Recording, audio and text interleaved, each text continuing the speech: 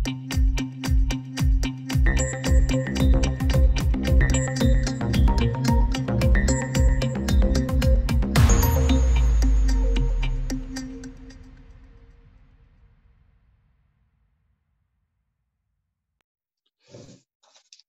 dag ágæta áhorfendur og velkomin í morgunþátt miðjunnar þennan ágæta morgun. Gestur minn í dag Guðmundur Ingi Þóroddsson sem formaður Afstöðu sem félag fanga. Við förum nánar í það á eftir en mig langar að byrja annars. Mig langar að byrja á Bjarna Benediktssyni. Og þá gott að vita til þess að við nýtt góðu tímann til þess að hafa svigrúm til að takast á við slíka tíma án þess að hér fari allt á hliðina, sagði Bjarni Benediktsson. Og þá spyr Gunnar Smári og vísar til hvers að hér sé heilbrigðiskerfi laskað langvarandi vanrækslu, grunnkerfi samfélagsins keyrð áfram af fólki sem markvert fær ekki laun sem duga fyrir framfærslu, að tugþúsundir heimila búi við okurlega og húsnæðismarkaði vegna þess að opinbera sinni ekki frumskyldu sinni að tryggja fólki ódýrt og öruggt húsnæði, að skattbyrði fólks með lægri miðlungstekjur og lág laun séu hér hærri en í okkar heimshluta og áfram telur hann upp. En þá langar mig líka að öðru og þá fer ég að nálgast Guðmundsson. Nú ætla ég aðeins að vitna í Kolbrúnu Baldursdóttur sem borgarfulltrúi Flokks fólksins. Hún að tala um félagsbústaði. Það ekkert heyrst múkk í þeim hvort að félagsbústaðir hyggist lækka leigu eða koma móts við sína leigjendur. Og vegna þess ástand sem í samfélaginu. Svo segir meira það hérna, í fyrra tók fyrirtæki, það félagsbústaðir, upp á því að senda allar skuldir í innheimtu hjá lögfræðingum. Og hún segir að Flokkur fólksins hafi lagði til að félagsbústaðir féllu frá þessu og gæfi fólki tækifæri til að semja skuld á skrifstofunni eins og áður var hægt.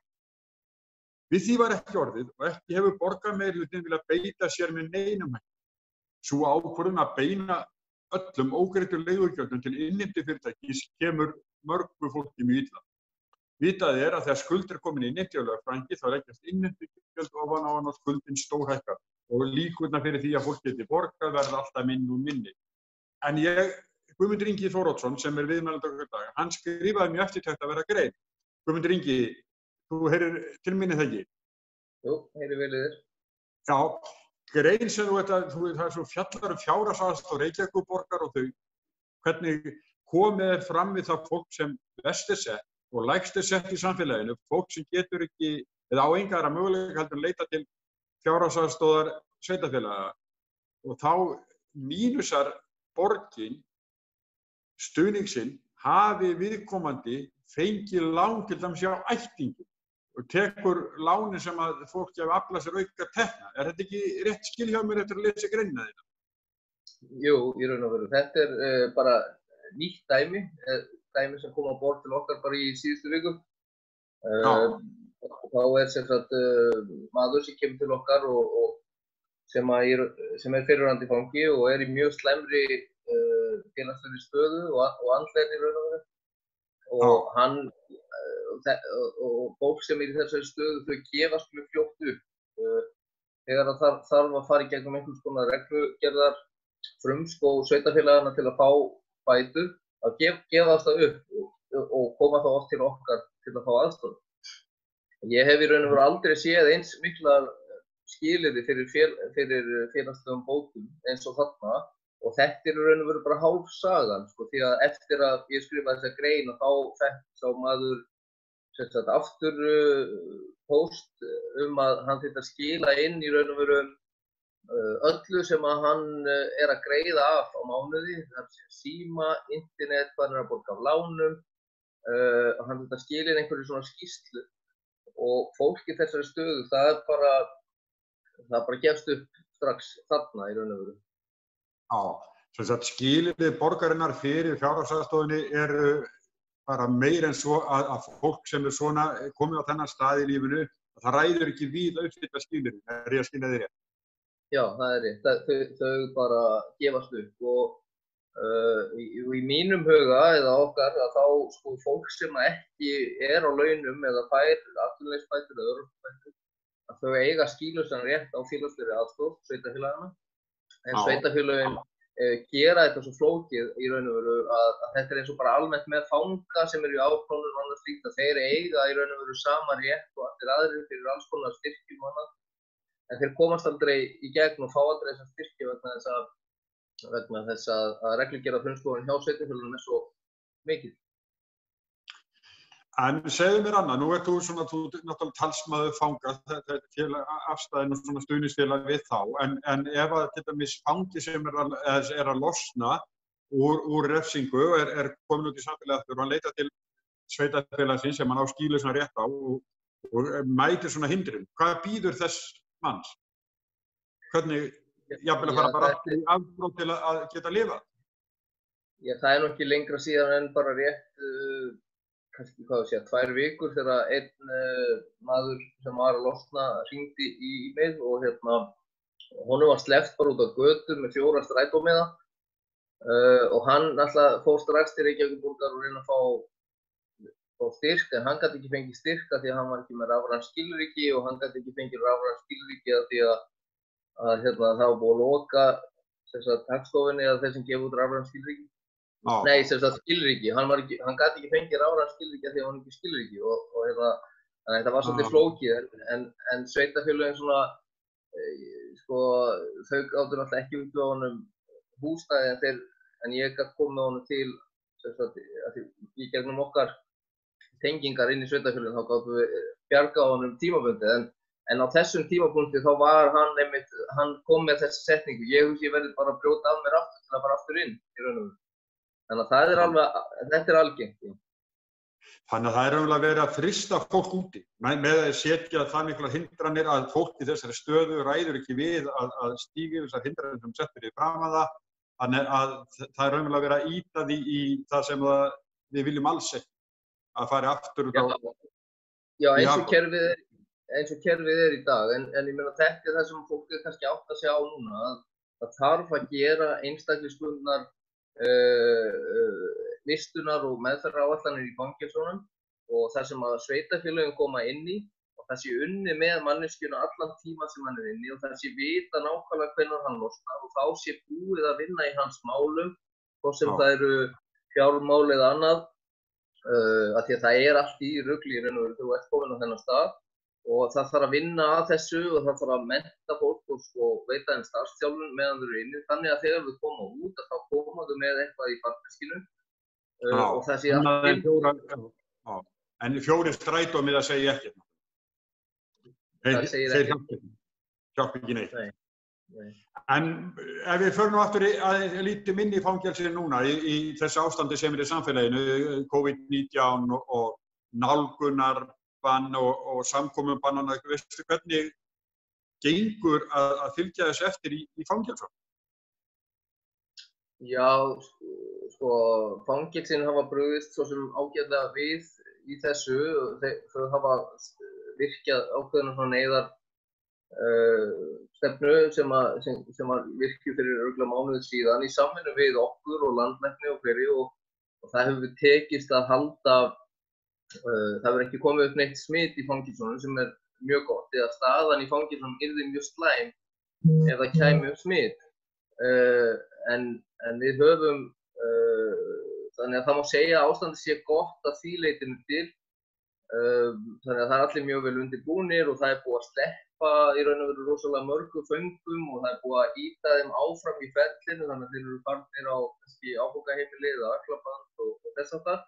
Þannig að það er verið að svona losa fangelsin eins og hægt er. Þannig er staðan ágætt, en svo er hin hliðin á því að einangrun í fangelsunum verður óbóðslega mikil, þannig að andlega hlið fanga versnar og félagslegar aðstæður verður sem þú færð ekki neinar heimsóknir, þú færð ekki í dagslífi, þú færð ekki að hitta börnin þín eða reyna. Þannig að það skapar ákveðið pirring og erfiðleika og við höfum svona verið að reyna að finna leiðir til að lagfæra þetta, en það er bara mjög erfitt. Einangrun er alltaf mannskemmandi og ég held að það sé fólk að átta sig á meir í dag og sérstaklega kannski eins og við tökum bara elliheimilin og þar fólk nánast í einangrun og fær ekki heimsóknir og þannig að fólk er svona að átta sig á í raun og veru hvernig fangelskerfið er í dag. Þannig að við höfum oft heyrt setjum gamla fólki í fangelsi og fangan á elliheimili, þetta er svona eitthvað slagorð sem við höfum oft heyrt, en ég held að það myndi enginn segja þetta í dag þegar það búið að átta sig á að lifa þetta í raun og veru. En við höfum verið að vinna með Fangelsismálastofnun að fjölga sjónvarpsrásum, reyna að útvega PlayStation 12 til að hafa eitthvað að gera því að í raun og veru öll starfsemi í lágmarki í fangelsunum í dag. Það lágmarksatvinna, fagfólk kemur ekki þangað inn, þannig að það verið að reyna að auka allt svona fjarfundabúna og annað slíkt. Þannig að í raun og veru þær hugmyndir sem við höfum verið að leggja fram síðustu mánuði og ár, það svona verið að taka undir það og það verið að breyta öllu og það mun breyta stórslega margt í fangelsunum upp út frá þessu. En það hefur bara þurft að vera búið að því áður en það ekki því að gera núna. En það munur hlutir breytast og við munum reyna að ýta á Fangelsismálastofnun að virkja okkar hugmyndir og þeir eru opnir fyrir því og það alltaf með því að hleypa tækninni meira inn þannig að þeir sem eru í fangelsunum geti verið í samskiptum, góðum samskiptum við fjölskyldur sem eitt af mikilvægasta í endurhæfingu fanga að styrkja fjölskyldusamböndin og það ekki gert öðruvísi en góð samskipti til dæmis á Skype eða samfélagsmiðlum, Facebook og annars slíkt sem að allt líf í raun og veru fer fram í dag. En maður spyrir einu að sko nú fólk fullt af fólk getur sagt of margt fólk hérna úti sem hefur hlotið refsidóma en ekki komið að taka út refsinguna og á biðlistanum eftir að komast í refsingu. Hún lítur að sá biðlisti lítur að lengjast núna því að hljóta verið eitthvað takmörk í fangelsunum og jafnvel færri fangar sem komast að hverju sinni eða hvað? Já, sko það náttúrulega langur biðlisti í fangelsin. Það enginn tekið nýr inn í afplánun í dag. Það búið að í raun og veru setja ákveðin takmarkanir á gæsluvarðhald líka. Lögreglan getur ekki verið að setja menn í gæsluvarðhald í dag eins og þeir gátu að fjáður vegna þess að það ekki nema að sé því alvarlegra brot. Og það bara vegna þess að fangelsin, þeir vilja hafa þetta þannig að þeir sem koma nýir inn, þeir fara í 14 daga einangrun, bara leið og koma inn. Þannig að og það ekki gott fyrir neitt, þannig að þess vegna verið að reyna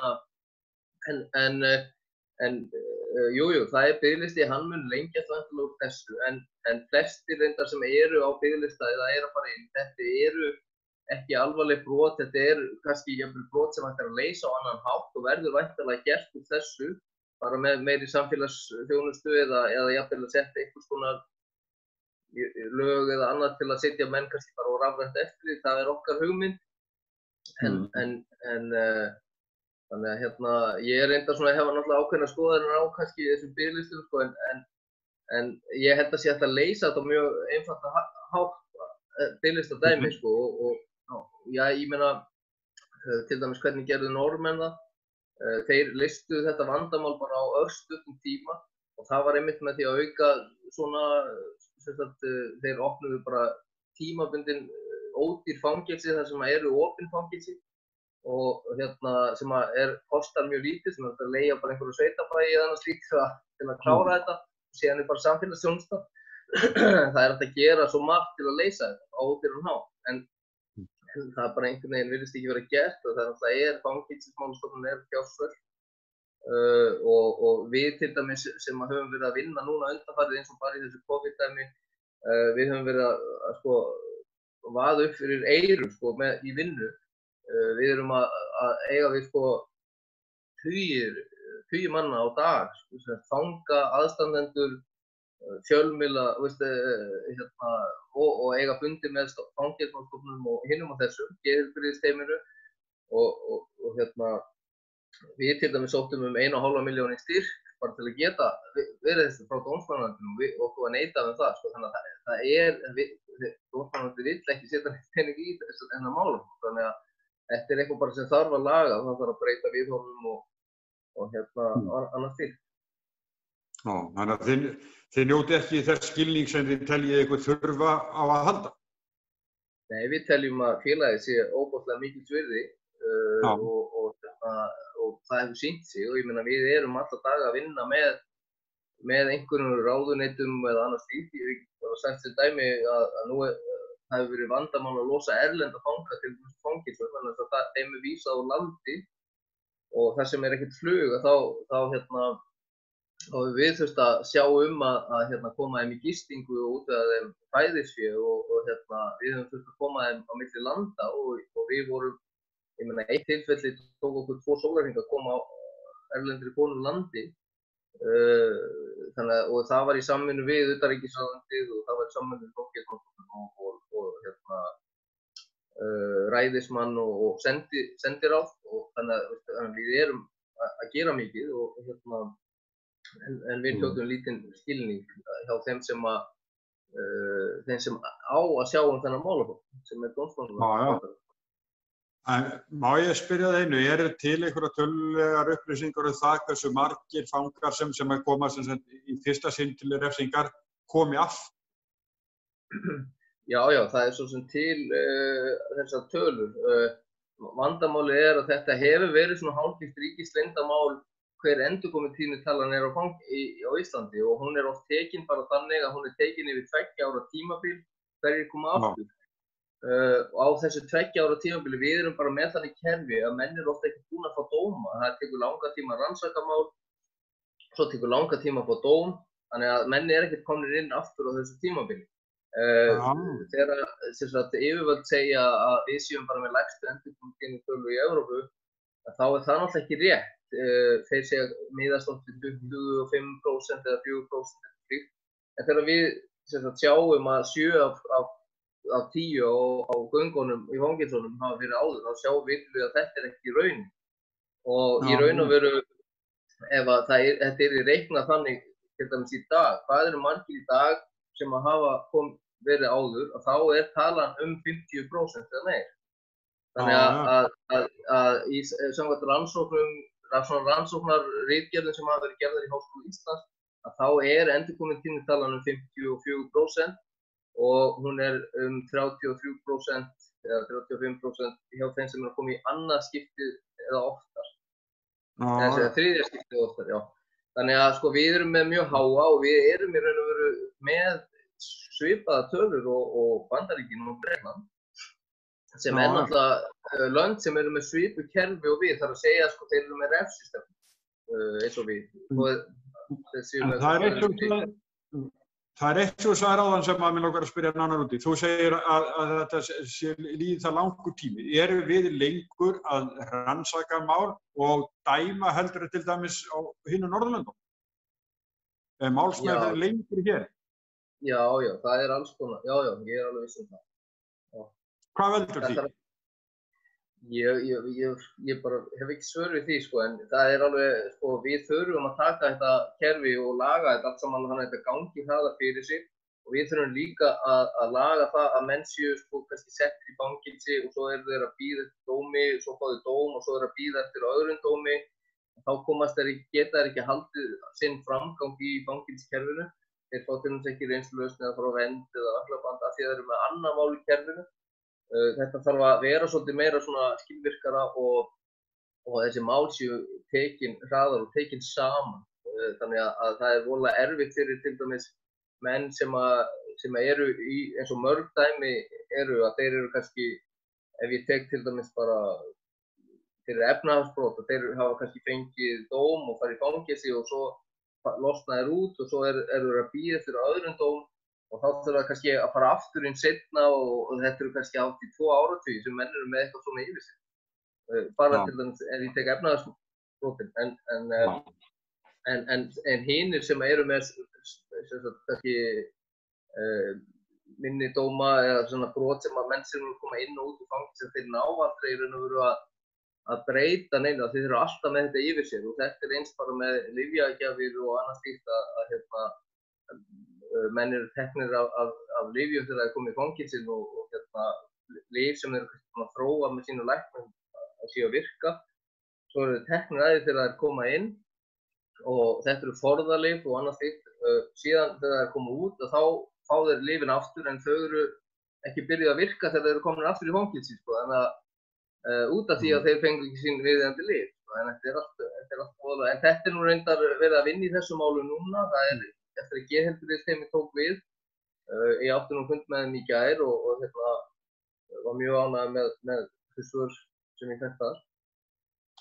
En ég skilji þannig að þetta sé raunverulega, sko, með ég segi þetta sé með svona margföld refsing, því að menn, sem sagt, eins og þú talum í efnahagsbrotunum, að sitja af sér en önnur mál í kerfinu og þannig að þeir ná aldrei neitt fótfestu í lífinu vegna óuppgerðra mála og annarra fangelsisdóma sem bíða þeirra. Og eins líka þetta með lyfin náttúrulega sem alveg ótrúlegt að þú segir þetta.